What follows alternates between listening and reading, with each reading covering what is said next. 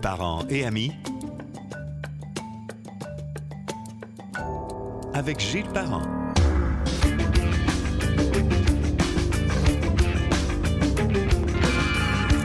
Bonjour et bienvenue sur Parents et amis, que vous retrouvez sur Google Podcast, sur Balado de Apple, sur Spotify, YouTube, le canal Parents et amis et sur gillesparent.com. Il y a aussi l'application pour les gens qui ont Apple sur le fameux, comment on appelle ça, dans Apple Store.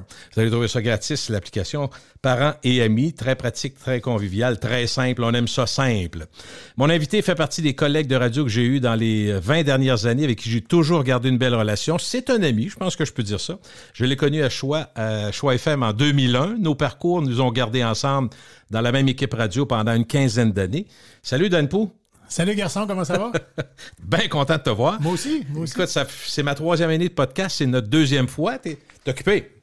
Ouais, mais honnêtement, je peux venir quand tu veux. C'est juste que là, le golf a pris une grande partie de mon agenda dans les 2 dernières années. Mais bravo pour ce que tu fais, Gilles. Puis t'aurais pu pas le faire. Hein? Ah oui, J'ai beaucoup de commentaires de gens que je croise au golf l'été ou dans les arénas l'hiver qui me parlent de ton podcast. Puis les gens sont heureux de pouvoir continuer d'être en contact avec toi. C'est ça qu'ils me disent. Parce que, tu sais, les gens qui me disent... T'as été dans la vie du monde, tu sais, pendant 40 ans, à un moment donné. C'est ça. Puis les gens qui me disent, t'as-tu des nouvelles de Gilles? Une fois que je dis, oui, on se texte souvent pour être allé dîner la semaine passée, ben ça finit là, la discussion. Ouais. Ils disent, ah oui, puis comment il va? Ils prennent des nouvelles de toi. Mais là, ils sont en mesure de t'entendre avec le podcast. C'est sûr qu'il y en a qui en voudraient plus parce qu'on avait une relation où on parlait de tout et de rien. La radio, c'est pas pareil, là. Oui. Podcast, moi, j'ai focusé sur les grandes entrevues que j'ai toujours aimé faire. Les rencontres, j'appelle ça de même aujourd'hui, sans la contrainte. Fait que ce qui fait que ça peut durer 1 heure, 1 heure et quart, ça peut durer 40 minutes. Il y a pas de, comme au baseball, il n'y a pas d'horloge. C'est ça. Mais Dan, je voulais dire que je suis très content que tu t'aies trouvé une vraie job, enfin. C'est ça. Hey, ça a pris 50 ans! Oui, j'ai commencé à travailler à 50 ans. Non, mais prends 2 secondes de me parler de ton petit parcours, parce que c'est pas parcours de golf, mais c'est un drôle de cheminement, pareil. Ben, c'est une transition qui m'enchante. Ben oui. Qui me rend très heureux. Puis je pensais pas, quand la pandémie a frappé, puis j'ai perdu mon emploi, j'ai pas de gêne à le dire. Je ferais pas semblant que, mais je suis parti par moi-même, puis là... Non, j'ai été mis dehors du FM 93. Moi aussi, je pense. Toi aussi, ouais, ça, on pourrait en parler jusqu'à minuit et quart. Mais on va y aller avec toi, ça va bien. OK, mais sais-tu quoi?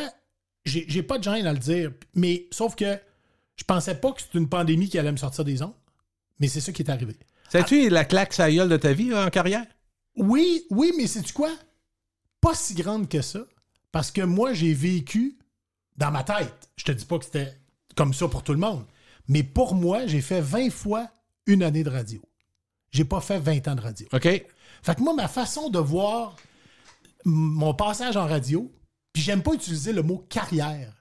Moi, dans ma tête, je suis comme pas un carriériste. Okay. J'étais un tripeux de sport qui s'est retrouvé à radio, Okay. puis qui a commencé à aimer ça, puis qui a commencé à faire de son mieux pour que les gens aiment ce qu'il disait en ondes. Puis j'ai vraiment fait, puis la preuve, c'est que t'as été mon boss, entre guillemets. Tantôt, t'as dit qu'on était amis, puis t'as bien fait de le mentionner dans ton intro, mais t'as été celui qui m'a payé pendant 14 ans, puis je me souviens même pas qu'on a eu une négociation de contrat à faire.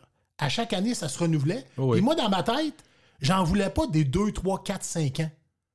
Parce que j'ai commencé à travailler, dans le fond, c'est ma 3e job. Tantôt, tu disais, enfin, tu t'es trouvé une vraie job, puis je comprends très bien ce que tu voulais dire, puis tu m'agaçais, mais en même temps, je suis même pas sûr que j'ai eu une vraie job encore depuis que je suis sorti de l'école, du cégep et de l'université, Gilles, parce que je me suis amusé toutes ces années-là. T'avais pas de plan, toi, là? Hey, je rêve d'être pilote d'avion à 8 ans, là. Non, j'ai fait Journal de Québec, la radio, puis là, je suis au golf. OK? Puis dans les 3 cas, j'ai eu du fun à le faire. Puis je pense que c'est ma plus grande satisfaction à 51 ans de ne pas avoir eu une seule journée dans ma vie où il a fallu que je donne un coup de pied sur le cadran parce que je me suis dit, non, faut pas que je me lève pour aller travailler encore. C'est pas arrivé une fois en 51 ans. Fait que ça, pour moi, c'est important, puis je suis très content de ça. Mais la job comme telle, ben, c'est de faire un suivi. On reviendra au golf tantôt, là, mais tu parlais de radio, puis ça a-tu été une claque? J'ai fait 20 fois 1 an. Fait que c'est pas comme si tu dis, moi, je pense faire 28 ans en radio. Si t'en fais 7, il arrive quoi les 21 autres années après? Tu peux pas avoir un plan comme ça. Je vais faire 28 ans, je vais faire 35 ans. Moi, je faisais 1 an à la fois, puis ça a donné qu'au total, je suis allé 3 fois aux Olympiques. Pour le plaisir, je suis allé 3 fois au Super Bowl, puis j'ai vu plein d'événements, j'ai rencontré plein de gens formidables. Il y a des gens que j'ai rencontrés par le biais de la radio qui sont encore des amis proches à moi, puis j'ai pas de regrets, j'ai pas de remords, je suis content de ce qui est arrivé, mais je pensais juste pas que c'était une pandémie qui allait me sortir des ondes. Dis-moi, donc, on va revenir à ça tantôt. Tu es directeur général du club de golf Lac-Saint-Joseph, que je connais bien, parce que ça donne que tous mes étés, quand j'étais jeune, on était à Fossambeau-sur-le-Lac, Lac-Saint-Joseph. Donc, j'ai été cadet de golf, j'ai joué au golf beaucoup. C'est là que j'ai appris à aimer le golf. Oui. Les petits neutraux après le souper l'été avec mon père, tout ça, j'ai beaucoup aimé. Mais je sais que tu as eu comme une transition. C'est que tu as commencé un peu de golf. Quand tu es revenu au golf, comme dans la direction, c'est plus dans le bas du fleuve? Oui, à Saint-Jean-Port-Joli. Un été, il y a 2-3 ans de ça? À l'été 2020. L'été 2020 là-bas? 1 mois après avoir été sorti de la radio, OK. il y a une opportunité là-bas. Il cherche un directeur. J'appelle le président, puis je dis, je vais aller diriger ton club de golf. Tu as fait ça à l'été 2020? Il a passé proche, me raccroche au nez. Ben voyons. Mais non, mais Gilles, imagine-toi. Saint-Jean-Port-Joli, c'est 1 heure de Québec. C'est un magnifique petit village. Tout le monde se connaît. Et je te dirais, en tout respect pour ces gens-là, là, parce que je l'ai vécu l'été 2020 en étant directeur du club de golf, puis en me promenant dans le village, puis en habitant dans le village aussi. Là. C'est comme si... Et tu sais quoi? C'est comme si j'ai réalisé encore plus c'était quoi la vie d'un village. Moi, j'étais un gars de Charlebourg. Charlebourg, Gilles, je vais te dire de quoi c'est plate, pas à peu près. C'est 75 000 habitants. Il n'y avait pas un hôtel sur le territoire avant que le golf Lafond arrive puis il fasse un hôtel. Fait que Charlebourg, là, il disait ville dortoir, mais sérieusement, je suis correct, je renie pas mes origines. Non, pas du tout. Mais je venais de Charlebourg, donc trop petit pour être un village, pas assez gros pour être une grande ville, finalement entre les deux. Et moi, je me souviens de t'avoir déjà dit en ondes que j'aurais aimé vivre, parce que j'aime les gens. Puis dans un village, tout le monde se connaît. Fait que moi, je trippe. Fait que quand je suis arrivé à Saint-Jean-Port-Joli, je connaissais des gens, je connaissais déjà les gens là-bas parce que j'ai des amis qui ont le restaurant La Queue d'Aumar, puis on allait là régulièrement pour manger puis pour jouer au golf. Magnifique terrain de golf là-bas. Mais de vivre imprégné dans le village, sans aucun stress, un été de temps, je me suis dit, tu sais, des fois, on va au Mexique et on dit, au Mexique, les autres, ils ont compris. Ils ont la bonne vitesse. Ils sont pas stressés. Le manana, demain. Mais oui, c'est ça. Mais sais-tu quoi? On se moque un peu de leur philosophie, mais on l'envie en même temps, Gilles. Ouais. Parce que nous, ici à Québec, on est ben trop stressés. Mais à l'été 2020, crois-moi pas, mais d'après moi, tu vas me croire, je revenais, je faisais 1 heure de route. Certaines journées, je veux dire, j'ai pas passé 4 mois là-bas. Là. Je couchais là-bas régulièrement, mais je revenais à Québec des fois. J'arrivais à Québec, je traversais le pont. Là, j'arrivais sur le boulevard Laurier ou sur Henri IV. Là, je dis, voyons, qu'est-ce qu'ils font là, eux autres, à côté de moi? Ils vont donc bien vite, les autos. J'étais rendu avec le minding d'un village tranquille où tout le monde était où la presse, c'est moins pressé. Il n'y a pas de stress, puis la vie est belle. Ça, sérieusement, j'ai adoré ça. Est-ce que c'est un tournant dans ta vie? Parce que ça amène la suite. Raconte comment... On n'a pas d'ordre dans le plan. Tu es habitué de travailler avec Jeff en masse, fait que des plans, il y en a moins. Ouais, mais... Avec toi, il n'avait pas tant que ça non plus. Non, mais je veux dire, c'est parce que là, la porte est ouverte. Oui. Quand tu vas là-bas, c'est pas banal. Tu as des amis, tu aurais même pu faire de la business là-bas. Il y a plein d'affaires qui auraient pu arriver parce que tu aimais le coin, tu sais. Finalement, tu as fait de la business, mais d'une autre façon. Le golf... Il faut que les gens comprennent que c'est pas juste une bebelle qui arrive de même. Tu as déjà une passion, Dave Lévesque. Moi, je pense à Dan Pou, l'amateur de golf. Mais là, il y a une opportunité. Puis d'après moi, ça change la suite. Aucun doute. Aucun doute. Quand je décide d'aller là, d'abord, quand je te dis que le président a failli me raccrocher au nez la première fois que je l'ai appelé, c'est pas loin d'être une caricature. Là, OK? Il s'est dit, voyons, Dan, t'es à Québec, à la radio... Bon, ça viendrait chez nous, là. Ouais, c'est ça. Tu vas venir gérer ça pour des pinottes, là. Mais je t'ai pas parlé d'argent encore. Moi, ça m'intéresse de le faire. Puis c'est pas parce que j'étais indépendant de fortune. Moi, j'ai choisi de faire une vie où je dépensais au fur et à mesure. Ton compte est encore à 13 piastres, Dan? Oui. Moi, j'ai 23 piastres à la banque depuis 30 ans. Puis je suis très heureux avec ça. C'est très drôle. Puis j'ai pas de regrets. Sauf quand j'arrive là-bas, Gilles, j'ai des chums à l'été 2020 qui me disent, hey, ça fait 20 ans que tu fais de la radio, là. Relax cet été. On va se prendre le membership au golf. Joue avec nous autres 3-4 fois par semaine, puis travaille donc pas jusqu'à l'automne. J'ai dit non. Ça m'intéresse pour le vrai. Ils ont dit, Crime, t'es plus fou qu'on pensait. J'étais allé là-bas, puis c'est ce qui m'a permis d'être appelé en janvier 2021 par par les actuels propriétaires du club de golf Lac-Saint-Joseph et ils m'ont dit on a une opportunité. Est-ce que tu es intéressé à venir travailler avec nous? Tu sais, t'es surpris? Et c'est une bonne question. Est-ce que j'ai été surpris qu'eux autres m'appellent? Oui et non, mais je dirais plus non que oui. J'avais l'impression que j'étais en mesure de faire cette job-là. OK. Si j'avais pensé que j'avais pas les outils nécessaires dans le CAF à outils pour occuper la job que je fais actuellement, je les aurais pas rencontrés. J'avais vraiment confiance en moi. Je savais où je m'en allais. Puis, dans le processus, ils m'ont offert d'autres choses qui ne m'intéressaient pas. J'aurais pu dire, regarde, je vais commencer par ça, puis on verra après. Ah oui. J'ai dit non. J'ai dit vraiment, je vais y aller. Si jamais la porte est ouverte pour être directeur, je vais y aller. Puis, sérieusement, j'ai pas regretté. J'ai une saison de fête. On débute dans les prochaines semaines ma deuxième saison, mais la 69e année du club, parce que c'est un club de golf qui a été lancé en 1953. Donc, en 2023... On se prépare pour le 70, ça va faire 70 ans. Puis j'ai déjà établi des contacts avec les gens de Golf Québec puis Golf Canada. Pour souligner ça, de toute façon. On va recevoir un événement d'envergure l'été prochain. Ouais. Ça, c'est le fun aussi, de l'organisation. Est-ce que tu as eu une crainte à un moment donné, parce que je prends des propos que je connais de toi et que tu as dit souvent, tu n'étais pas monsieur calculatrice, monsieur business, puis tu dois le devenir parce que tu n'as pas le choix, puis tu es probablement bien entouré. Fait que, dans le fond, probablement qu'on ne te demandait pas d'avoir toutes les meilleures qualifications dans tous les aspects. Exact. C'est ça, hein? Moi, tu me connais bien, tu viens de bien le résumer. En fait, puis je leur ai dit à la première entrevue. J'ai dit, si vous cherchez un chef comptable ou un fiscaliste, ça ne sera pas moi. Si vous cherchez un gars de terrain, un gars qui va faire de votre terrain une expérience client agréable, là où moi j'aimerais aller jouer, je vais essayer de faire ça. Exactement ce que tu m'as appris pendant les 14 années qu'on est ensemble. Tu m'as tout le temps dit, Dan, essaye de parler à la radio comme si tu es dans l'auto sur le boulevard de la capitale puis t'écoutes. C'est intéressant ce que tu dis. Mais c'est la meilleure affaire. Je te dis pas que j'ai réussi pendant 14 ans, mais je me suis forcé de faire ça pendant 14 ans. Au moins 6 mois. Ouais, j'ai réussi 6 mois, OK, merci. Mais tu sais, je suis arrivé là-bas avec la même approche. J'ai dit, si vous cherchez un fiscaliste pour diriger votre club de golf, c'est pas moi. Un, j'ai pas les qualificatifs nécessaires, puis deux, j'aurais pas de fun à faire du bureau tout le long. Je leur ai aussi dit à la première entrevue, j'adore jouer au golf. Fait que la journée où vous allez me voir partir avec mes bâtons et aller jouer sur le terrain à 3h30, 4h, là, venez pas me dire, ouais, t'es allé jouer au golf hier? Non, j'aime ça. Je vais y aller jouer au golf, mais je vais m'assurer que la job est faite. Mais je pense que les membres sont contents de voir si t'es là sur le terrain. Absolument. Puis les membres du CA, honnêtement, j'ai pas eu personne qui m'a fait un commentaire là-dessus l'été dernier. Puis j'en ai joué des games. Les gens disent, ouais, tu dois pas avoir le temps de jouer quand on dirige des clubs de golf. J'ai dit, vous avez raison. Quand on dirige, on travaille dans le golf, mais on joue pas au golf. Mais je me suis arrangé pour jouer. Parce que pour moi, c'est important, Gilles.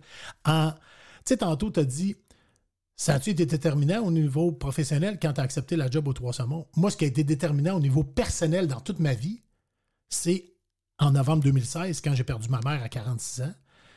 Elle m'avait eu à 19 ans, donc j'avais une relation très étroite avec elle. Elle avait seulement 65 ans. Puis quand ma mère est décédée subitement, je me suis recentré, puis j'ai essayé de penser à quel genre de vie je voulais vivre. Puis je me suis rendu compte que l'endroit où j'étais le plus heureux, c'était sur un terrain de golf. Pour moi, c'est beau, c'est tranquille, il y a un challenge, on joue contre le terrain et non contre les 3 golfeurs avec qui on est. Tout le monde pense qu'on fait une game à 4 points, puis on est en équipe, puis on se demande qui va payer la bière après. On joue contre le terrain. Puis le lendemain, si on joue un autre terrain, on joue contre l'autre terrain. Au tennis, tu joues contre la personne devant toi. Au hockey, c'est un sport d'équipe. Il y a une rondelle, tout le monde le court après. Au golf, c'est le terrain que tu affrontes. Pour moi, ça, c'est fascinant. C'est un petit challenge. Pas un challenge au point de lancer mes bâtons. Mais tu n'as jamais perdu cet amour du golf. Tu as toujours eu ça. Ça fait très longtemps. J'ai commencé à 15 ans. Gilles, à 15 ans, puisque je viens d'effleurer le sujet du décès de ma mère qui m'a marqué au niveau personnel. À 15 ans, le souvenir que j'ai, c'est un de mes chums, un chum d'enfance qui s'appelle François Barry, qui travaille en Outaouais maintenant.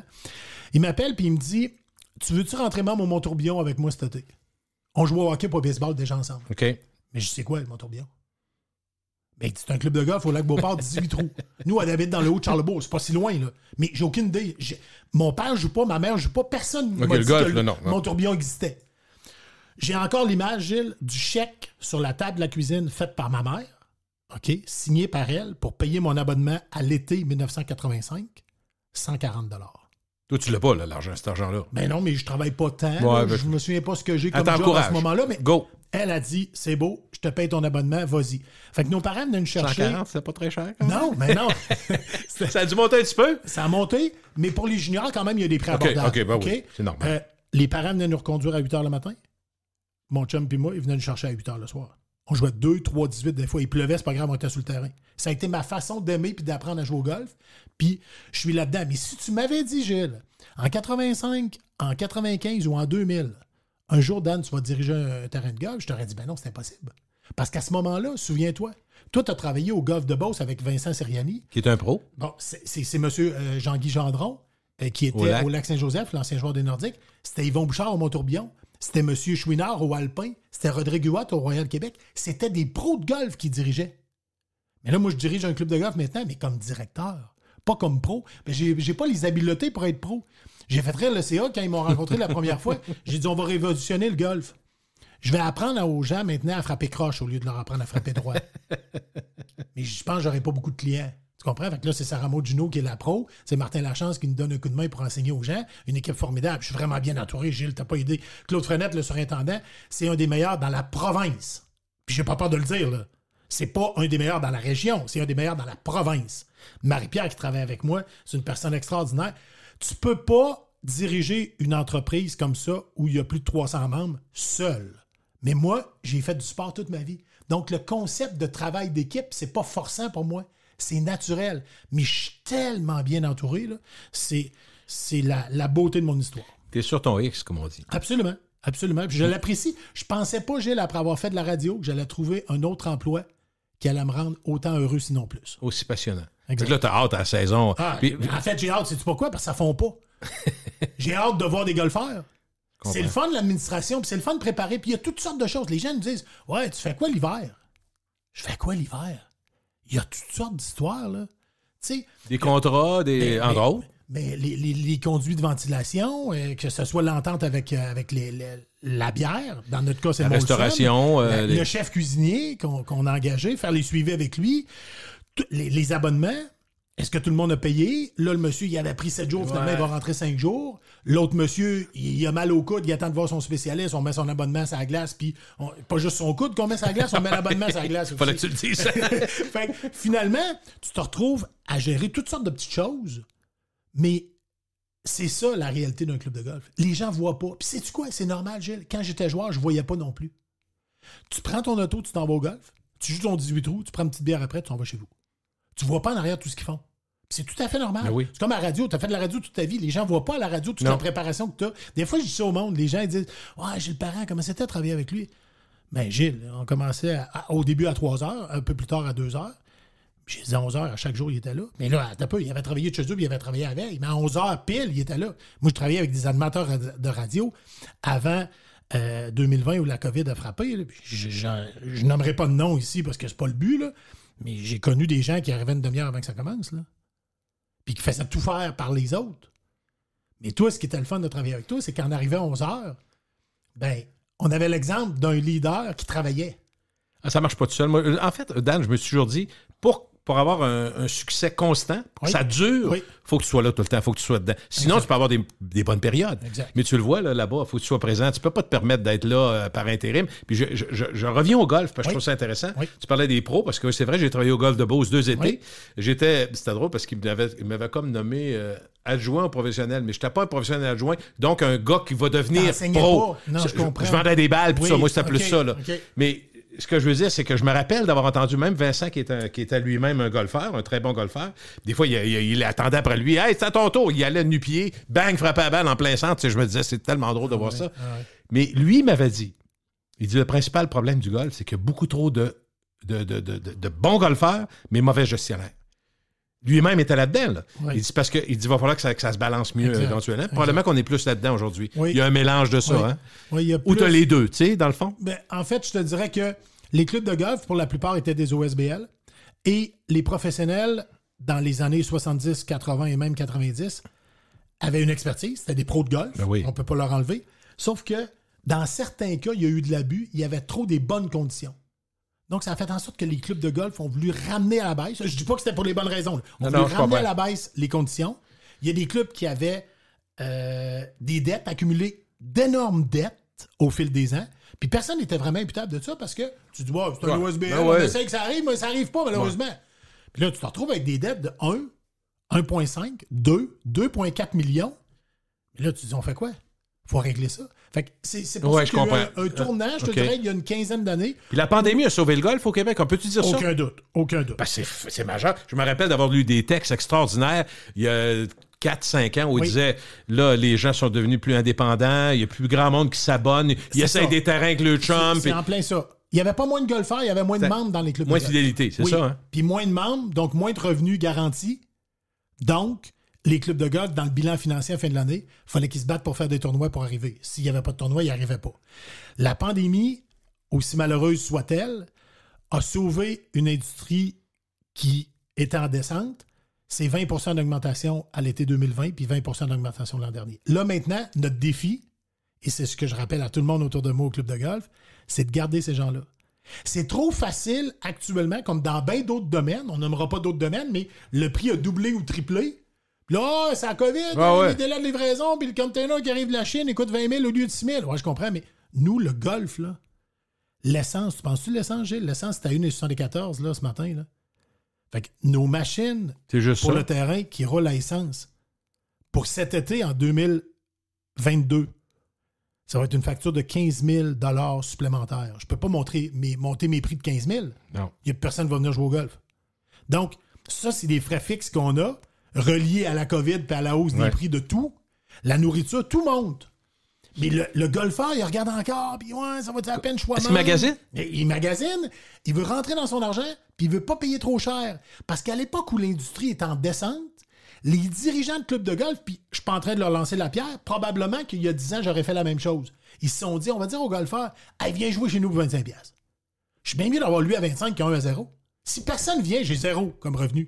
Puis là, on est en dette. On est rendu à 800 000 de dette ou 1,2 million de dette, mettons. Le gars, il y a 10 ans, il se disait, hey, il fallait venir à 25.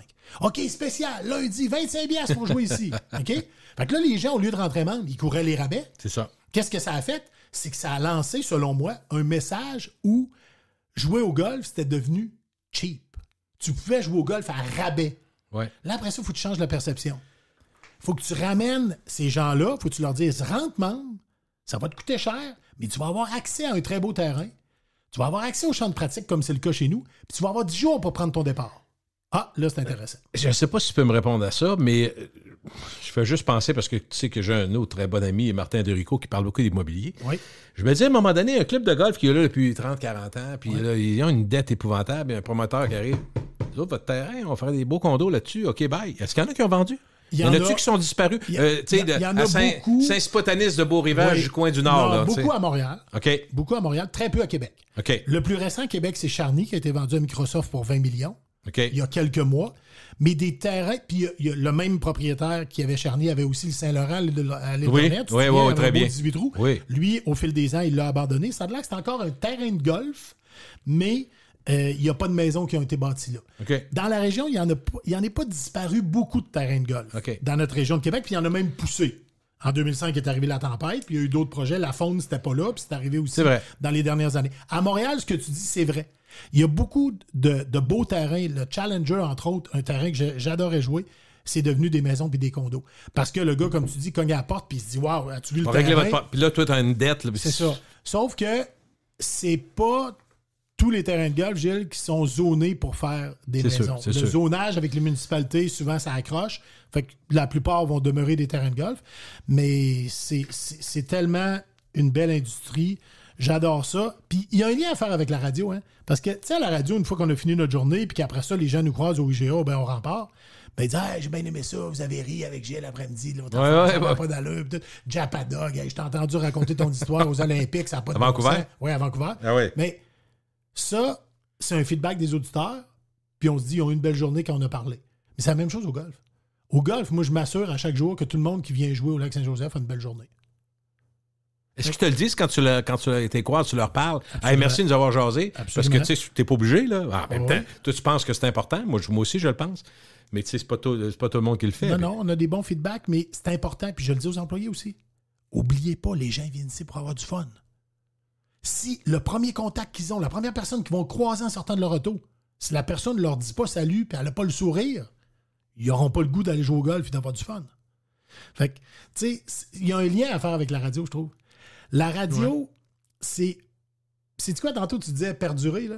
C'est un peu comme la PGA. Tu sais, la PGA, en fin de semaine, c'est le tournoi des maîtres. Là. On avait un gars là, de 25 ans là, qui a été nommé recrue de l'année dernière, qui n'avait pas gagné un tournoi le week-end du Super Bowl. Dans ses 6 derniers tournois, il en a gagné 4. Ça, il y a juste Tiger qui a fait ça, ou une séquence aussi impressionnante que ça. Mais lui, là, son mandat, Scotty Scheffler, maintenant, là, le nouveau champion du tournoi des maîtres, Gilles, c'est de perdurer puis d'être bon pendant 15 ans. C'est ça qui est le plus tough au golf. C'est la même chose à la radio. Tu l'as fait 40 ans, tu sais de quoi tu parles? Moi, je dis tout le temps, combien de temps tu as duré? Tu peux avoir des bons moments, mais c'est sur la durée que tu reconnais un talent qui est plus grand. C'est pas simple. Je trouve que ta comparaison est bonne aussi. Tu m'ouvres la porte, on se promène, mettons, entre le golf et la radio, parce que c'est pas mal tes dernières années. Je sais que tu es revenu faire des chroniques à la radio, puis là, semble-t-il, tu en fais moins? Explique-moi un peu. C'est Jeff. C'est Jeff Fillion avec qui j'avais commencé en radio avant même que tu arrives à jouer à l'époque. Moi, j'ai commencé en mai 2000 avec Jeff. Puis Jeff, quand il a vu que j'avais fait l'été aux Trois-Saumons puis que j'avais pas rien en radio, il m'a appelé en novembre 2020 pour savoir si ça m'intéressait de collaborer à son émission. J'ai dit oui. Puis j'ai fait ça. Là, ça a commencé une fois par semaine, mais là, on était rendu à 2 puis à 3. Puis là, une fois avec Dominique Moret aussi. Fait que là, dans mon horaire, même si c'est un peu moins intense l'hiver, mais dans mon horaire, ça fonctionnait plus. Fait que au mois de janvier, je leur ai dit que j'arrêtais tout ça. T'avais peur d'être pas assez bon dans le golf, équilibrer tes affaires. Non, mais si t'es moyen aux deux places, ça va être malheureux, c'est sûr. Oui, non, mais il n'était pas question. Pour moi, dans les 10 prochaines années, je me vois dans le golf. OK, c'est réglé. Ça, il n'y a pas d'équivoque. Non. Toi, c'est le golf. Là, c'est ta carrière pour les 10 prochaines années. C'est ça. Ça t'empêche pas de faire du parascolaire, mais je peux faire c'est le golf. n'importe quoi d'autre. J'arbitre au hockey mineur actuellement. C'est bien correct, j'aime ça. Mais les chroniques radio, comme à l'été, puis eux autres comprenaient très bien, comme du mois d'avril au mois de septembre, je suis pas disponible parce qu'on a trop d'ouvrages au golf, mais finalement, je vais en faire un peu l'hiver, puis même l'hiver, des fois, il y a d'autres choses qui arrivent. Fait que tant qu'à le faire à moitié, je le ferai plus. Puis là, il y a eu Martin Saint-Louis qui a été nommé entraîneur-chef. Ils m'ont rappelé. Là, après ça, il y a eu une histoire. Il manquait d'arbitre au hockey mineur. Il m'a dit hey, tu vas pas une chicane quand t'as arrêté. Là. Non, pas en tout. Zéro. Jeff puis son équipe, ils ont très bien compris. C'était bien le fun. Sauf que je l'ai pu le faire à moitié. Fait que j'aimais mieux arrêter complètement que de dire hey, s'il y a de quoi, vous me rappellerez. Parce que s'il y a de quoi, vous me rappellerez, finalement, on n'arrêtera jamais. Fait que là, c'est correct. Okay. Puis je suis très à l'aise avec ça. J'ai pas de... Est-ce que tu te considères plus un gars de sport qu'un gars de radio? Oh, c'est une bonne question. Je pense que c'est le sport qui m'a amené à la radio. Puis, j'ai tellement trippé sur le sport. Puis, sais-tu quoi? Tantôt, je te disais que j'aime les gens. Mais moi, le sport, Gilles, là, j'ai des chums à moi qui se moquent de moi des fois. Puis, tu seras pas surpris d'apprendre ça. Là. Puis, certaines fins de semaine, mettons, quand j'avais, je sais pas, 20-21 ans, là, puis je prenais l'auto puis je montais un vendredi soir voir mon chum François Derry qui jouait avec les Vultures de Drummondville. Ben, moi, j'avais une très belle soirée. Les autres disaient, t'es un malade, pourquoi tu viens pas? On va aller sur la Grande Allée, il y a plein de filles. Puis, il y a plein de filles, mais là, à soir, mon chum, il joue.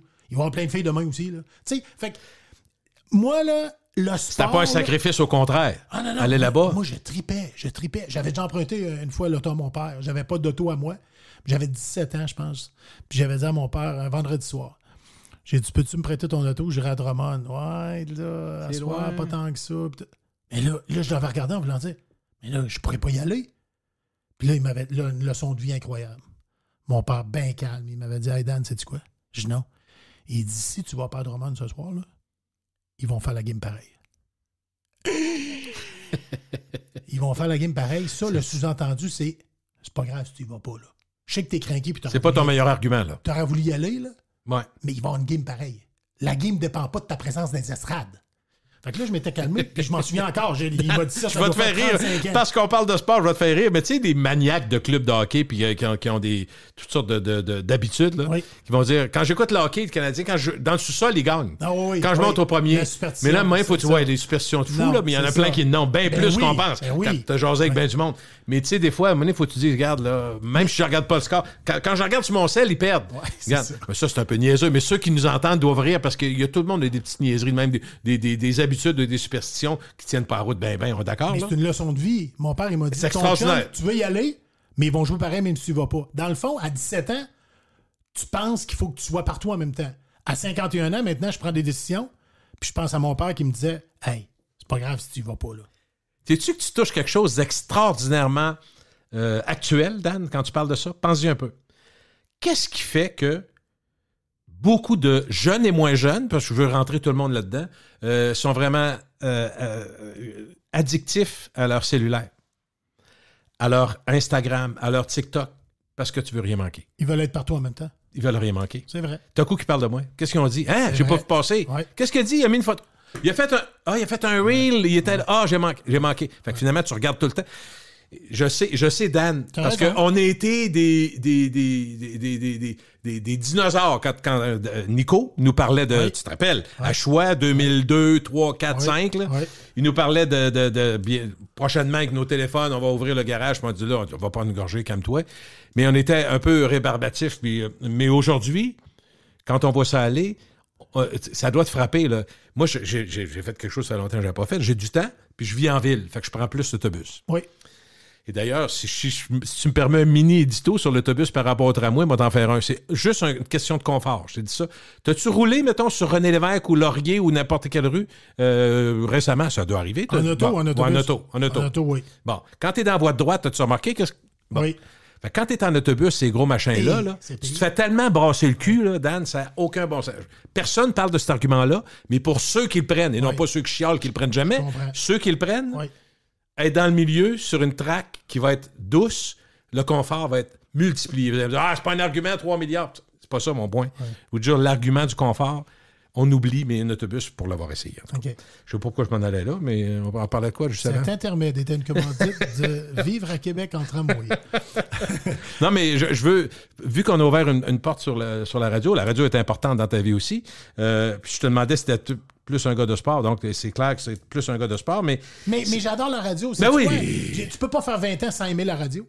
Tu peux pas faire 20 ans pour la paye que ça donne. C'est trop d'heures, c'est trop intense. Puis j'ai essayé, tout le long de ces 20 années-là, j'ai essayé de me démarquer à ma façon, mais en restant moi-même.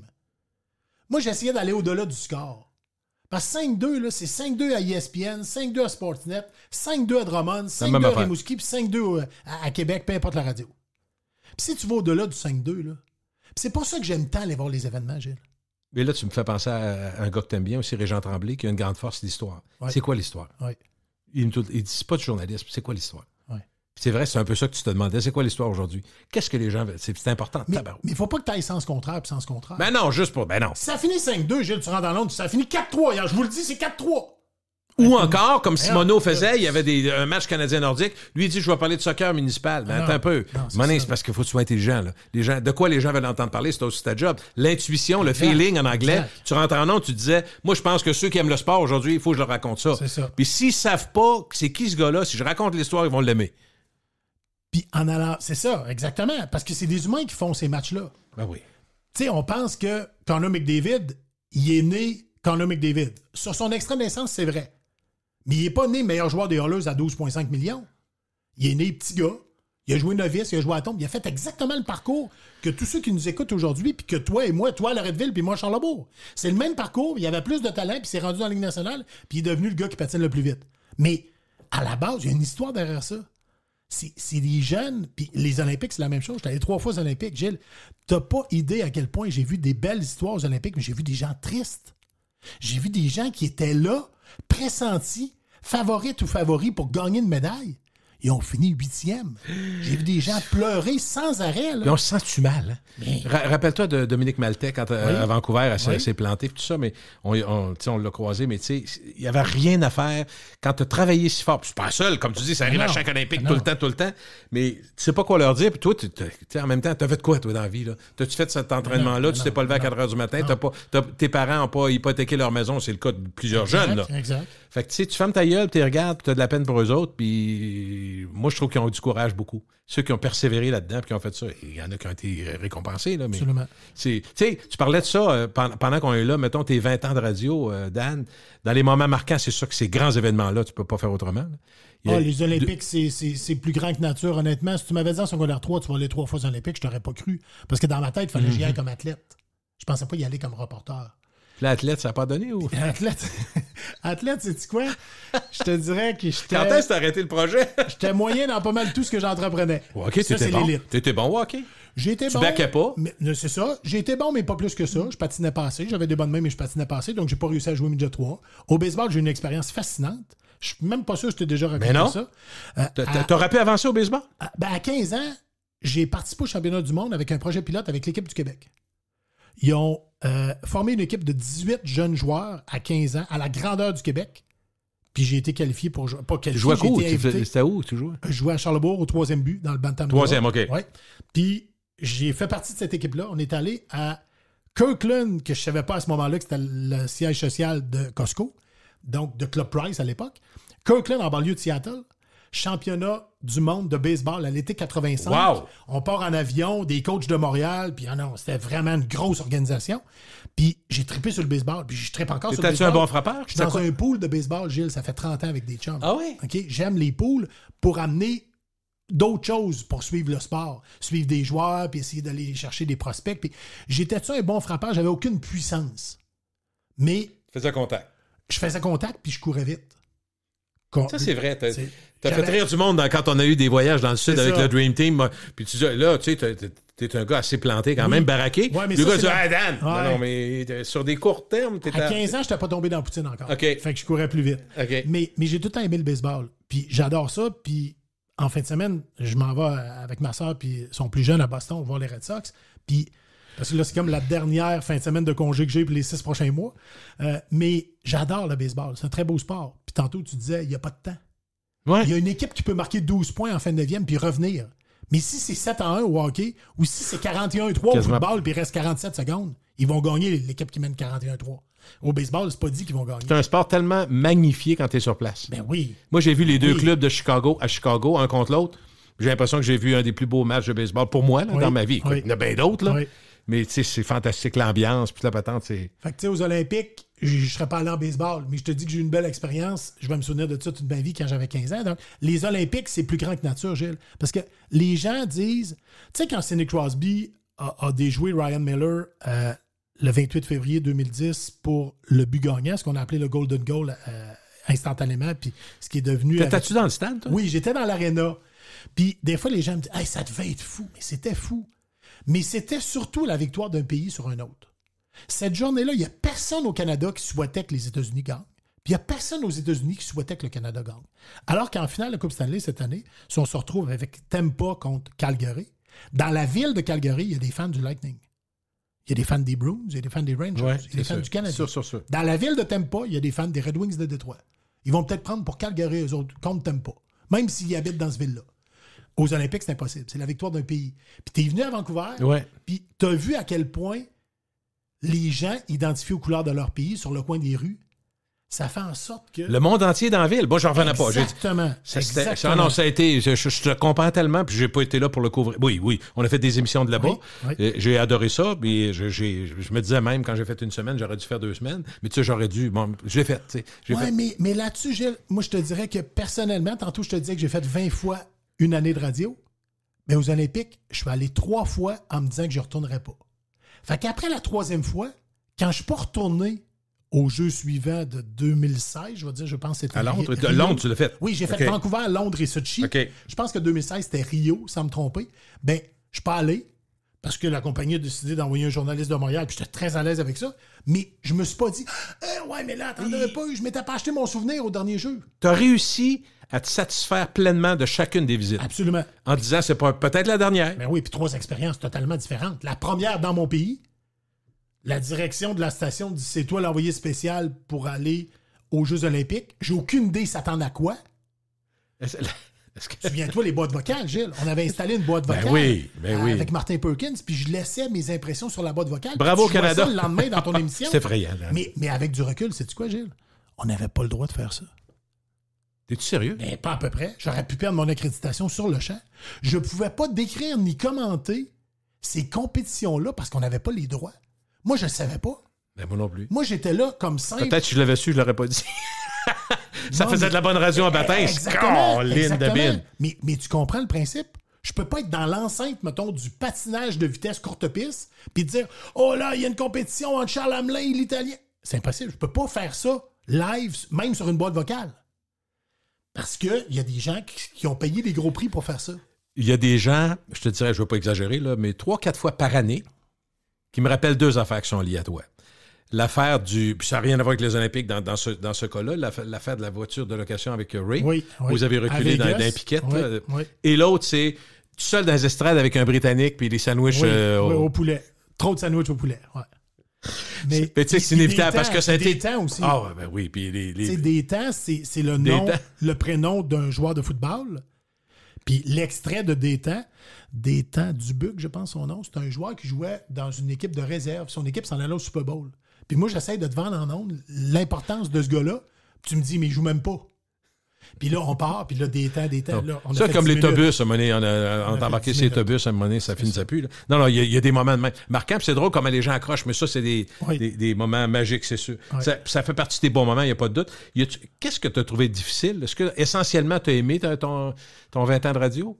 Ah, absolument. La fin était plus plate un peu. Ah oui, mais là-dessus, on se rejoint. Là, on choisit rarement. Ça. Non, mais tu sais... Exact. À ce moment-là, on peut aussi se dire, moi j'aime bien ta philosophie de dire, regarde, je suis allé aux Olympiques, je l'ai apprécié chaque année. Je ne l'ai pas vu comme ça, mais je trouve que c'est une des façons, moi, de me guérir de cette fin abrupte puis de perdre mon micro dans un contexte international un peu large. Là. Oui. J'ai assumé, tu sais, j'ai fait ce que j'avais à faire. Je pense que je suis une meilleure personne. J'ai décidé de continuer à faire du micro parce que les gens le veulent puis que je pense que je mérite de le faire à ma façon, dans mon terrain. Puis les gens qui viennent m'écouter en podcast, ils téléchargent, ils choisissent de venir. Je pense pas que j'importune personne là-dedans. Puis toute chose étant relative, je me sens bien à l'aise de le faire. C'est pro aussi. Ben, je veux que ça soit de même. Tu sais, ce que je me dis, c'est que en parlant avec mes fils ou des gens proches de moi, puis tu sais, j'ai pas perdu d'amis, là. Sinon, quelques personnes près de moi à la radio, mais en dehors de ça, Dan, c'est le fun aussi. Oui. Les gens te relativisent aussi, mais je suis capable d'apprécier, vraiment apprécier tous les moments qu'on a vécu ensemble. Pour moi, c'est des... Tu sais, des fois, on se dit, on sort la cassette. Moi, mes amis proches, Alain Crête, Michel... Charles Perrault, tout ça, des fois, quand on jase ensemble, 2-3 petites bières, on se met à raconter des anecdotes. Oui. Mais ça nous fait plaisir de se rappeler des moments magiques qu'on a aimés, soit en voyage ou... Mais à la radio, il y en a eu tellement. Fait que je me dis, ça, je suis chanceux. Je me considère chanceux d'avoir vécu ça, d'avoir vécu des... Tu sais, puis sans dire, on a tout gagné, on a gagné beaucoup de choses. Pas juste pour le prix, pour dire, on a travaillé fort ensemble, puis à un moment donné, on a eu des résultats. N'importe qui travaille dans une entreprise aujourd'hui, qui travaille fort, puis qui a un break, à un moment donné, puis la compagnie, t'es fier, là. Fait qu'on a vécu ça, c'est le fun. Bon, tous les deux, peut-être on aurait souhaité... Ben, écoute, tu ne veux pas me comparer à toi pour la finale, mais quand même, tu sais, est-ce que ça finit toujours bien? Une autre fin, tu as raison, oui. Une autre fin. Une autre fin. Juste une autre fin, mais tu sais, en même temps... Mais est-ce que... C'est drôle, je t'écoute parler avec tes chums, tu racontes les histoires quand tu vois Alain et Charles. Est-ce que... J'aurais une question à 2 volets. Vas-y, André Bellil. Une question à 2 volets. Sur la galerie de presse. J'ai mon injonction, je pourrais être ici ce soir. Est-ce que, avec tout ce que tu as vécu en radio, tu as pensé déjà écrire un livre? Je vais être totalement honnête. J'ai pas pensé, mais tout le monde me le fait penser. OK. Ben, écoute, des gens, toutes sortes de monde, qui me disent, tu as vécu ben trop d'affaires. Tu es un de ceux qui a été l'artisan d'avoir battu en ondes André Arthur. C'est pas tout le monde qui peut dire ça. Là. C'est vous autres, c'est le Zoo qui a fait ça. Vous avez battu les records canadiens de code d'écoute qui n'ont jamais été battus. Écoute, 585 000 auditeurs à Québec, tu comprends? Fait que, tu sais, ça, la création journalière, Zoo et Jungle, inimaginable. Oui. L'arrivée avec Jeff Fillion, où ma famille, il y a 4 jours sans respirer, sans me parler, parce qu'ils disent ça se peut pas. Ça fait 3 ans qu'ils te plantent en ondes, tu t'en vas travailler avec. Oui. Moi, je pense encore que c'est un coup de génie quand on a fait ça. Il y a plusieurs qui n'étaient pas d'accord, mais l'histoire nous prouve que ça a été très bon pour tout le monde. L'arrivée au 93, ma deuxième vie, en 2007, on arrive, je ramasse 94 000 auditeurs, le premier rating, on passe quasiment numéro 1. Ça a été fabuleux, là, tu sais. Mais il manque du monde, toi, t'es pas là, je pense, puis bon, c'est complètement fou, là. Ça a redescendu, quand je suis arrivé, ça a redescendu un peu. Mais je pense que Nico est là, puis Catherine n'est pas là, je sais plus. Non, c'est Hugo, en fait. Hugo et toi? Hugo et moi, on n'est pas là. Vous êtes, OK, Nico et Catherine sont là à ce moment-là. Puis c'est Louis Lacroix qui est là. Mais écoute... Et la création, et le succès, les gens qu'on a rencontrés, mais ne serait-ce que les Nordiques. Moi, j'ai dit, j'allais dans la chambre des Nordiques avec Michel Bergeron. Je suis allé... Michel Bergeron... Non. Mais je voyais du monde fumer, par exemple. Ah oui. Place, dans ce temps-là. Michel Place. Michel Place. Il y avait son carton de cigarette dans ses pads. Ben non. Dans ses pads de gardien de but, je te jure. Un moyen régulier? Non, il y avait ces choses. Puis de temps en temps, il prenait une puff. Le gars, il arrivait, il en allumait une. Mais quand il y avait une pause, quand il allait Dan, je te jure! Non, je te jure. Moi, je n'étais pas sur la glace, mais ça m'a tout été compté.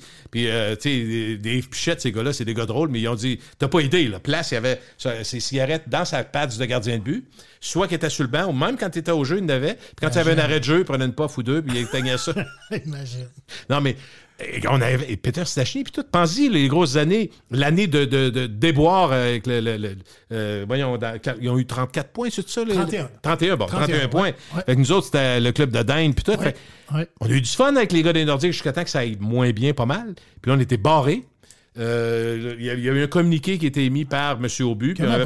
On n'avait plus le droit d'aller dans le vestiaire. Okay. Ça, c'était correct. On n'était pas des journalistes vraiment. Non, ouais. Puis je me rappelle une fois, Michel Bergeron me dit tu peux rentrer dans le vestiaire. On allait voir les pratiques. Écoute, les Nordiques, c'était hot. Là. Même s'ils perdaient, on était contents. Puis Peter Stachny, Anton. Il y avait quand même des gros joueurs. Dale Hunter, c'est des joueurs qui nous ont marqués. Fait que moi, on avait cette chance de pouvoir rentrer au Colisée.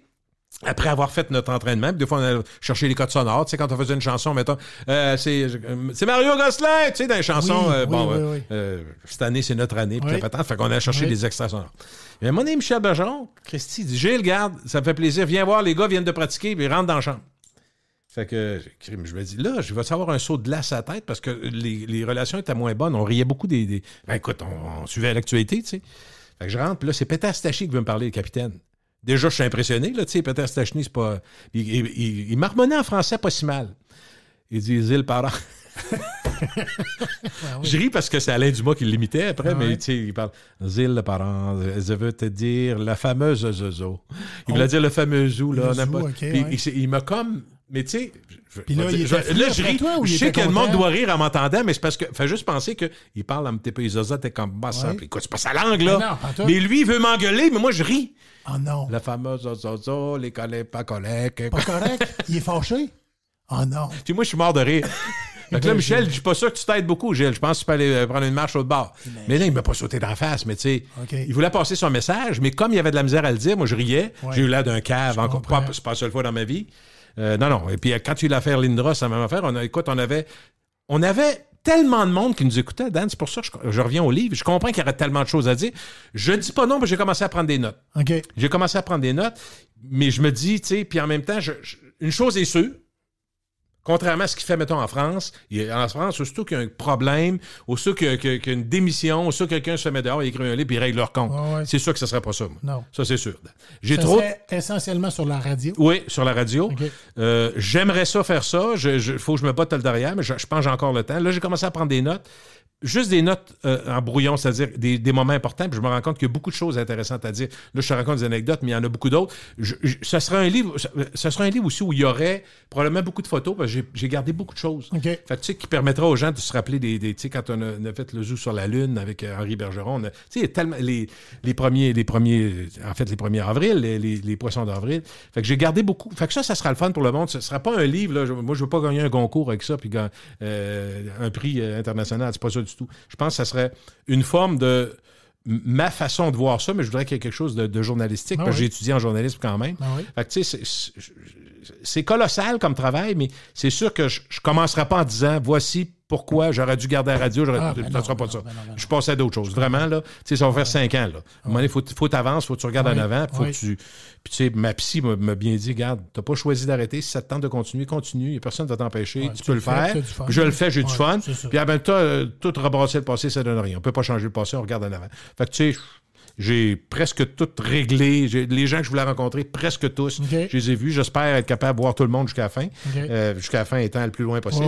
Mais écoute, le livre, Dan, oui, ça fait partie. Je ne pensais pas qu'on en parlera aujourd'hui, mais ça fait partie. Ça m'est dit souvent, puis il y a beaucoup de gens qui disent on aimerait ça parce que tu as quand même marqué pendant 30-40 ans. C'est des années de radio qui ont été fortes à Québec. Puis tu sais, j'ai travaillé avec Jeff, j'ai pas travaillé avec Arthur. Oui, en podcast, c'est vrai. Puis j'ai fait, mais effectivement, les podcasts que j'ai fait avec M. Arthur, j'en rêvais. C'est pas des blagues. C'est ça quand tu dis, depuis que je fais de la radio, on avait battu M. Arthur, puis moi, quand on l'appelait pour faire des insolences, puis on le pognait, puis on réussissait à le prendre. On était tellement contents. Lui, il était en maudit, puis il nous haïssait.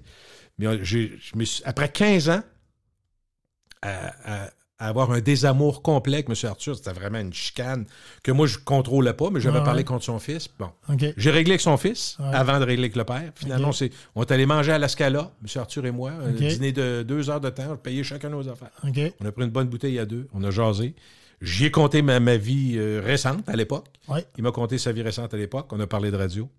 Puis on s'est dit, moi, j'ai dit, j'aimerais beaucoup faire une entrevue avec faire votre carrière parce que je considère que faut que ça soit fait. Il faut que quelqu'un le fasse. Plus qu'une fois, tu l'as fait? 3-4 fois. Sur d'autres sujets, par contre. 3-4 fois. Moi, à mon goût personnel, celui-là est important. Puis il est encore, je pense, dans l'histoire. Il y a Jeff Fillion, la carrière de Jeff Fillion et d'André Arthur, les deux nés à nez. C'est 13-14 000 téléchargements. C'est énorme. Pour moi, là, c'est vraiment majeur. Mais Arthur en avion, pour moi, c'est un des plus passionnants. Parce qu'il connaît ça, il aime ça. Puis il répond à peu près à toutes les questions que vous êtes posées. Pourquoi il baisse les lumières? Pourquoi il y a ci? Pourquoi... Fait que là, je voulais pas... Mais je savais bien qu'on échangerait tous les deux. Là, c'est correct. Là. Mais je veux revenir... un mot, peut-être un dernier mot de ce que tu as vécu à la radio. Écoute, tu n'as pas fait toute ta vie, mais tu as fait 20 ans. Est-ce que la fin... Mais dans la façon de la faire, la radio, était bien différente du début? Pas bien, parce que je suis pas arrivé à l'époque du fax non plus. Là. Non. Tu sais, je suis arrivé au début des années 2000, fait que pas beaucoup. J'ai un peu plus de réseaux sociaux, mais non, il n'y a pas eu une grosse différence à ce niveau-là. Mais tu sais, il y a une chose, tantôt je te parlais de mon père qui m'avait fait une leçon en disant « Dan, si tu ne vas pas à Drummondville voir ton chum, ils vont jouer à la game pareil. Là. Je voulais être partout en même temps. » Et tu m'as appris de quoi, puis ça me sert encore dans ma job de gestionnaire au club de golf, c'est qu'une fois tu m'avais dit, puis tu disais ça souvent aux gens de l'équipe, est-ce que les gens qui nous proposent l'entrevue, c'est une situation gagnant-gagnant? Est-ce que c'est bon pour nous et pour eux? Ou il y a juste eux autres qui veulent vendre des billets, puis nous autres, quand on va présenter l'entrevue, les auditeurs vont dire « Ouais, c'est bien plate, ça commence à j'ai parle à cette personne-là. » Ouais, Mais ça, je m'en sers au golf.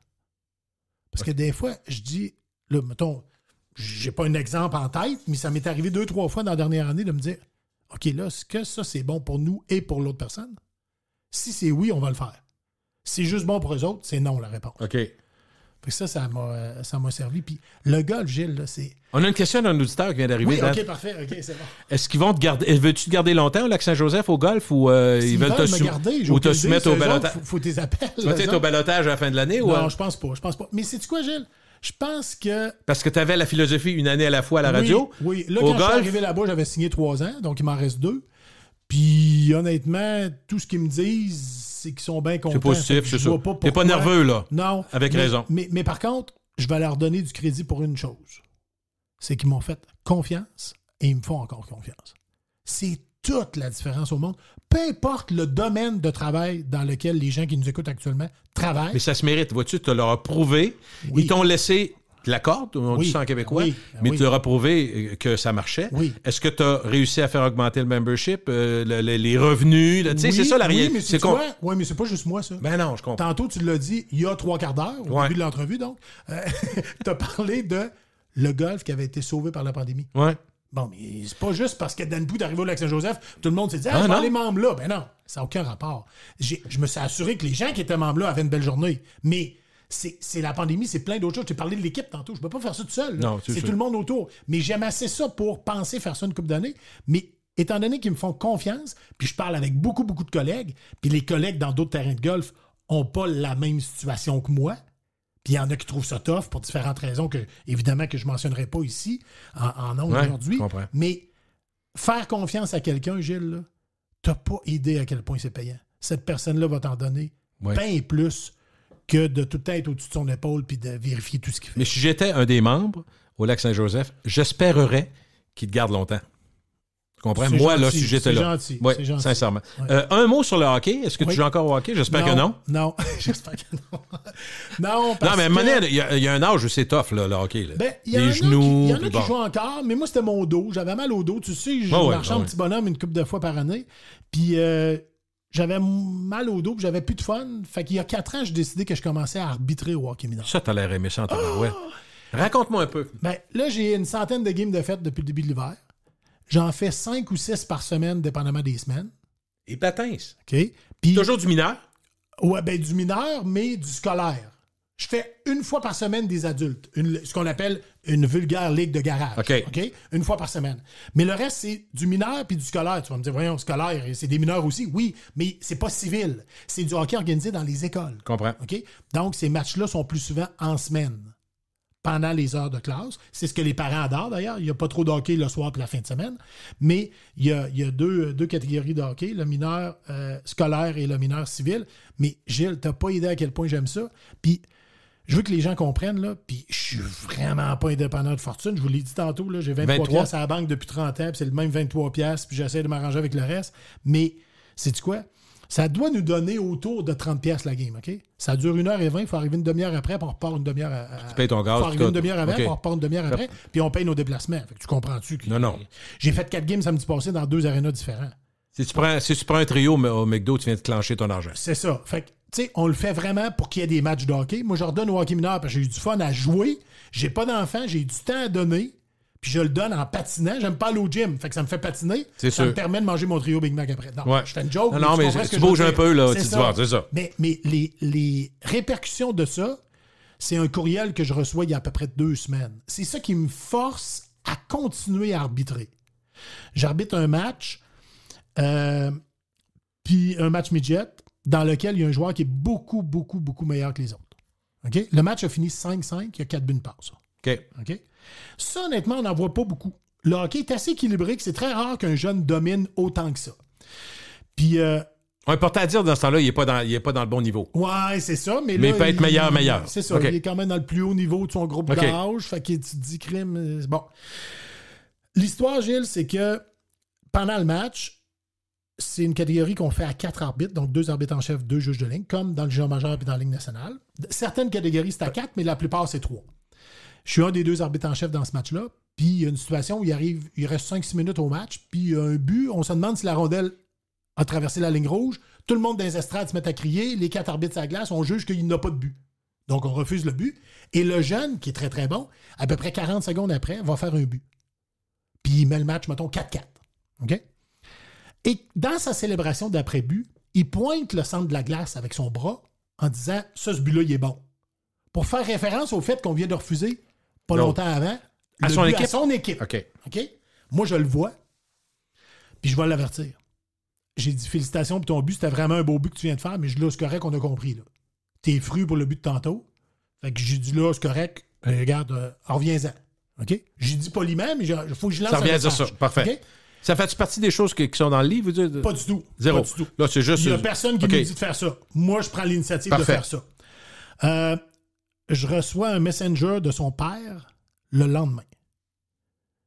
Et là, tout le monde à qui je compte ça, il dit « Ah non, c'est pas vrai. Pas un père encore qui est tombé sur l'arbitre. » Non, au contraire. Le père m'a écrit « Bonjour Dan. » Parce que là, tu sais, veut pas 20 ans de radio, tu comprends? Ça se peut qu'il y ait des gens qui on connaissent. donne la main au coach avant les matchs. Dan Pau, ouais. Salut Dan. Le gars dit « Salut Dan » au lieu de « Salut ref. » Ouais. Fait que le père a reçu que c'était moi qui étais sur le match. Probablement que dans l'auto, en revenant, il a demandé à son fils « L'arbitre, il t'a dit quoi après ton 4e but? » Ben, il m'a dit qu'il fallait pas que j'ai ridiculisé parce qu'il avait refusé un but, puis là, moi, j'ai pointé le centre. Fait que là, le père, il a dû dire à son fils, mais l'arbitre a bien fait de dire ça. Il m'a écrit un message privé sur Facebook en me disant « Salut Dan, je suis le père du numéro 1 tel de telle équipe. Je veux te remercier d'avoir remis mon fils à sa place. Comme parent, on essaie de les éduquer du mieux qu'on peut, mais quand le message vient d'une autre personne, ben d'autorité, c'est plus porteur. » Wow! Fait que sérieusement, c'est le genre de message qui me force à continuer à arbitrer. Là, tu t'es dit, il y a un bon père aussi. Là. Absolument. C'est le même qui doit réagir. Puis, sais-tu quoi, Gilles? Les professeurs qui nous entendent, qui ont des amis professeurs, ils espèrent... ça doit arriver. Mais des fois, au lieu de se faire engueuler par les parents parce que le fils est en retard, la fille n'a pas fait ci, n'a pas fait ça, juste des fois, une tape dans le dos, merci. Ben oui. Vous avez corrigé assez sévèrement ma fille, mais on en a reparlé, puis effectivement, elle était mal préparée. Bon, peu importe, tu comprends? Exact. Le soutien, pas inconditionnellement. Non. Mais de façon circonstancielle, dans ce cas-là, moi, je trouve ça... Puis c'est intéressé. Le parent est intéressé. Ben oui. Puis, moi, ce qui m'agace, c'est que je t'ai dit tantôt, je fais 5-6 games par semaine. Puis tout ce qu'on entend sur le hockey mineur, c'est un jeune à Sherbrooke de 17 ans qui a été intimidé. Puis sais-tu quoi? Je suis pas en train de dire qu'il faut pas en parler. Si le jeune de 17 ans est intimidé, il faut en parler. Sauf que tout ce qu'on entend sur le hockey, c'est juste des histoires négatives. Moi, j'aimerais ça finir chacune de mes fins de semaine, puis dire bonjour tout le monde sur Facebook. Bonjour tout le monde. Je viens d'arbitrer 6 matchs de hockey mineur. Aucun incident signalé. J'aurais pas beaucoup de likes. Juste des jeunes, non. Juste des jeunes heureux. Ouais. Tout s'est bien passé. Les entraîneurs, les parents et les jeunes ont eu un comportement civilisé en fin de semaine. Bonne semaine. Tu comprends-tu qu'il n'y aura pas de portée à mon message? Mais c'est la réalité. J'aime assez le hockey mineur. Je prends assez ça à cœur à 51 ans pour arbitrer. Puis mes chums qui me trouvaient fou d'aller diriger le club de golf aux Trois-Saumons, ils me trouvent fou de faire 5-6 games d'arbitrage aussi. Là. T'es-tu d'accord qu'eux autres, ils se disent qu'est-ce que tu fais là? On va te faire un chèque si t'as mal pris, là. Non. non, mais je comprends, c'est pas pour l'argent, là, voyons. Tu passes tes samedis dans les arénas. Ta blonde a dit quoi? Ma blonde, ben évidemment, avec la radio, tu comprends-tu qu'on était à gauche pas à droite pas mal. Puis j'ai tout le temps voulu aller voir tous les événements. J'étais encore comme ça. Mais faut que tu restes intelligent aussi, tu sais, en oui, même temps. Oui. Mais ma blonde, elle me laisse aller. Mais il y a des soirs qu'elle aimerait ça qu'on soupe ensemble. Mais je passe pas mes vendredis, samedis. Par contre, Gilles, il faut que je sois honnête. Je fais beaucoup d'arbitrage, mais vendredi soir, samedi soir, au moment où il y aurait besoin, dans la façon que les matchs sont organisés, des arbitres un peu plus expérimentés, je vais pas souvent vendredi, samedi. Pour souper avec ma blonde, par respect. Ben oui. Mais les samedis après-midi que je passe à l'aréna, pour moi, c'est important, puis elle me laisse aller parce qu'elle sait que j'aime ça, puis c'est important pour les jeunes aussi. Si on ne va pas arbitrer, il n'y aura pas de match. Hein. Quand tu croises quelqu'un, la question qu'on a posée 1000 fois, au IGA, de quoi on te parle le plus dans ta vie, toi, quand on va « Hey, Dan Poole! » De Tiger Woods. Pas vrai? Mais. Là, ça m'intéresse. Ouais, je comprends. Là, on était là-dedans. Mais la vie de Tiger, Gilles, là, c'est fascinant. Moi, il m'en manque des bouts parce que c'est pas une vie normale. J'ai vu tes tweets puis il disait juste le fait qu'il finisse, c'est extraordinaire. Moi, je sais pas. Marcher samedi après-midi, là, je serais allé porter un tapis roulant à Augusta, en Georgie. Ben voyons. Il avait de la misère à marcher. C'était souffrant pour lui de marcher entre les trous. Imagine-toi. Résultat de son accident, là. Ah oui. En février 2021, on pense qu'il est mort. Avril 2022, il joue le tournoi des maîtres. Le tournoi le plus prestigieux au monde. Puis il commence ça assez fort. C'était plus dur après 3 rounds. C'est ça. 2 rounds, en fait. Ça a très bien été au début. Ouais. Puis dans son point de presse, la veille du tournoi, il dit, si je suis ici aujourd'hui puis je vous dis que je joue le tournoi, c'est parce que je pense que je peux le gagner. Ça, c'est Tiger. 80 victoires en carrière, 14 majeures. Il a gagné 5 fois le tournoi des maîtres. Puis tu penses que c'est pas son game, c'est pas sa game shape, là, c'est son corps à lui qui a refusé en troisième partie? Oui, ben en fait, c'est ça. C'est un mélange. C'était trop souffrant. Okay. Là. Il est capable de faire tous les coups, il les a fait tout le temps, mais sauf que là, son corps ne suivait plus. Puis j'espère qu'il va se ménager puis qu'il n'essaiera pas de jouer tous les prochains tournois. Ce qu'on ne sait pas, c'est est-ce que le médecin a dit, regarde, ça devrait arrêter. Là. C'est ça. 46 ans, Tiger, en date d'aujourd'hui. Puis on pense qu'il n'y a pas de problème financier jusqu'à la fin de ses jours. Non. Ça a été le premier. Non, mais en même temps, t'as fait que ça, c'est ta grande passion. Non, c'est ça. Personne ne peut le blâmer. Là. Ah non, puis il joue pas. Là, il a fait une bourse parce que tous les joueurs sur la PGA qui font les rondes du week-end obtiennent un chèque. Mais il n'a pas fait ça pour l'argent. Il ne fait jamais ça pour l'argent, Tiger. Il fait ça pour performer parce que c'est un performer. Il veut prouver qu'il est encore capable, mais là, son corps le diminue beaucoup. Tu as applaudi à tout rompre quand tu as fini? Comment ça s'est passé? Absolument. J'ai manqué ça, mais c'est ça qui avait dû avoir une ovation. Quand il est arrivé, c'est incroyable. Puis en 2019, Gilles, il a fait un miracle en gagnant le tournoi des maîtres. Au moment où il ne jouait plus, il avait été opéré 5 fois, puis on se demandait si ça n'allait pas être la fin de sa carrière. Avant même son accident de 2021, l'année dernière, en 2019, il a gagné le tournoi des maîtres. Mais son dernier tournoi qu'il avait gagné au tournoi des maîtres, c'était 2005. Fait que, tu sais, Tiger, on est privilégié d'être sur la planète en même temps que lui puis de le voir jouer. C'est sûr que l'exemple du week-end là, au tournoi des maîtres, c'est pas le résumé de la carrière de Tiger. Il a tellement été bon. Il a performé dans un sport, Gilles, où il faut que tu performes pour être payé. Un sport d'équipe, j'enlève rien aux joueurs de la Ligue nationale. J'ai pas fait ça. J'ai fini Minjel 2 à Charlebourg. Là. Ils sont pas mal meilleurs que moi. Mais si un soir, un défenseur des Blues ou du Canadien joue mal, il va être payé pareil, puis 2, ça paraîtra pas trop. Dans l'ensemble, non. Dans l'ensemble. Un golfeur ou un joueur de tennis. S'il s'en fâche, fini. Félix Auger-Aliassime, c'est une méga star, Gilles. On parle pas assez de lui, là. C'est un kid de Québec qui a grandi ici, qui vient de lancer Lorette, qui a fait son tennis au Club Avantage. Il est rendu dans l'élite mondiale du tennis. C'est un sport individuel. Quand il se présente dans un tournoi, Félix, s'il joue mal, il n'y a pas une scène.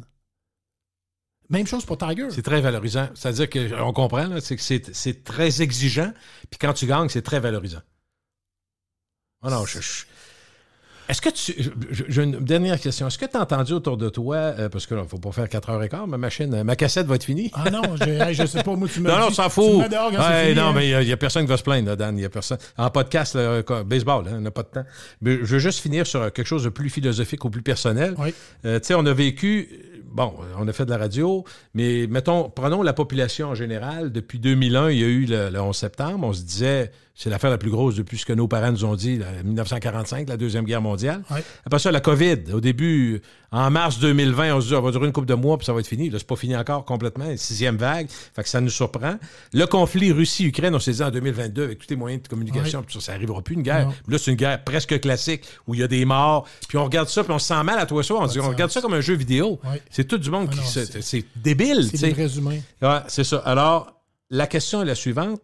Est-ce que la peur, les privations, les restrictions, ça c'est lié beaucoup à la COVID, ce qui est lié à la pandémie, les craintes d'un conflit mondial, toutes les craintes ambiantes, est-ce que tu penses que les gens ont changé leur façon de voir la suite des choses, qui sont plus pressés de vivre, pressés d'acheter le chalet dont ils rêvaient depuis 20 ans?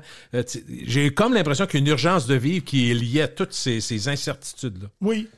Je pense que tu le résumes bien, mais en même temps, l'humain est très bien fait, mais mal fait. Dans le sens que si ça se termine, dans 6 mois... On va retomber dans nos habitudes? Je te dirais pas qu'on va avoir oublié la COVID, mais tout le monde va revenir à ce qui était avant. Là, il y a plus de télétravail, il y a peut-être plus d'urgence de vivre là, dans la période des 2 dernières années qu'on vient de vivre. Mais, tu sais, je te donnerais l'exemple de... On est assis, toi et moi, puis tu as travaillé beaucoup, on parlait de... Mais je suis d'accord avec toi, je veux juste te dire, je suis d'accord avec toi, Okay. puis je te donnerai un autre exemple après. Tu as travaillé beaucoup pour aider les gens de Leucan dans la région de Québec. Vous avez organisé des levées de fonds, des tournois de golf, entre autres. Tu as été très impliqué avec eux. Peut-être que tu l'es encore, puis je ne le sais pas. Je suis moins impliqué, mais j'ai été content de l'être très longtemps, une vingtaine d'années. Mais si on était assis, parce que quelquefois, je suis allé faire votre tournoi, puis tu m'as invité, puis je l'apprécie, puis j'ai rencontré plein de gens intéressants. Mais si on était assis dans un souper d'après-tournoi de golf, puis il y a un jeune devant qui a le cancer, qui va expliquer qu'il a la leucémie, puis bon, les traitements. Quand l'aide, il y a des traitements. Là, on est là, puis là, on est tout mal de manger notre pudding chômeur, puis là, ça n'a pas d'allure. Le petit gars, 10 ans, il est en avant, il a la leucémie. La game d'après, on fait 3 potes. Ouais, on fait 3 potes. Dans ben poche. Pendant qu'on est au souper, puis on entend le jeune parler, on dit, moi, je chialerai plus quand je vais faire 3 potes, parce que moi, j'ai la santé, puis je vis normalement, entre guillemets. Ouais. J'ai pas ces contraintes-là. Il est atteint d'une maladie. OK? La game d'après qu'on joue, on passe nos 3 potes, puis on est fruits autant qu'avant. Là. Mais quand tu dis bien et mal fait, c'est vrai, parce qu'il faut avancer, on n'a pas le choix. Exact. Mais puis c'est comme ceux qui se font opérer à cœur ouvert. Quand ils vont bien après, les médecins, ils se font attention, puis retomber dans vos habitudes. C'est pas mal ce qui arrive souvent. Pas ça. Tout le temps. C'est ça. Mais c'est avec la pandémie, Gilles, aussitôt qu'elle va être moindrement finie, tu as raison de dire qu'elle ne l'est pas encore. On peut revenir à quelque chose qu'on connaît. Puis, tu sais, l'urgence de vivre, pas sûr qu'elle va être là tant que ça, puis les gens vont revenir comme ils étaient avant. Là. Un petit thème de fermeture, Dan. Merci, Dan Pou. Tu vas-tu revenir sur un jour? N'importe quand. OK, on va t'inviter. Merci. Dan Pou, mesdames, messieurs. Merci à toi.